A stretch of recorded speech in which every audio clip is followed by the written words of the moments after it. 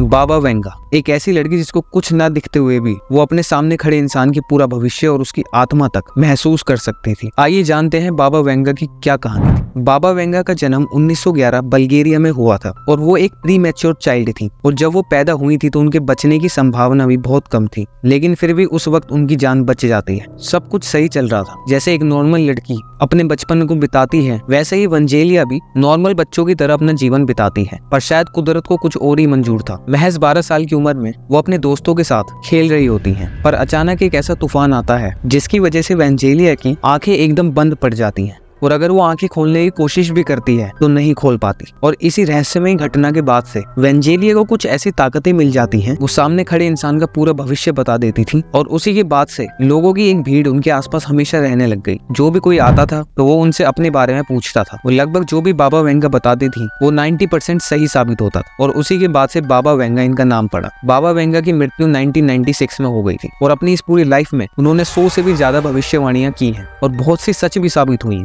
जैसे 2004 की सुनामी जिसमें कई देशों के लोग मारे जाते हैं और एक अफ्रीकन आदमी का प्रेसिडेंट बनना। ये सारी भविष्यवाणी बाबा वेंगा ऑलरेडी कर चुकी थी और लगभग बाबा वेंगा के मुताबिक 5079 में इस पूरी धरती का अंत तय है। और उससे पहले उन्होंने ऐसा भी लिखा है कि लगभग 2300 तक इंसान टाइम ट्रेवल करना शुरू कर देगा। कुछ लोग ये भी कहते हैं कि बाबा वेंगा की तीसरी आंख खुली हुई थी और कुछ लोगों का मानना ये भी है कि बाबा वेंगा को ये शक्तियाँ किसी एलियंस ने दी थी और ये तो समय ही बताएगा कि बाबा वेंगा की कितनी भविष्यवाणी सच साबित होती है। वैसे आपको क्या लगता है कि बाबा वेंगा को ये शक्तियां कहां से मिली थी? कमेंट सेक्शन में जरूर बताना और चैनल को सब्सक्राइब लाइक करे बिना बिल्कुल मत जाना। मिलते हैं फिर किसी और दिन नए एपिसोड में, तब तक के लिए लव यू, बाय।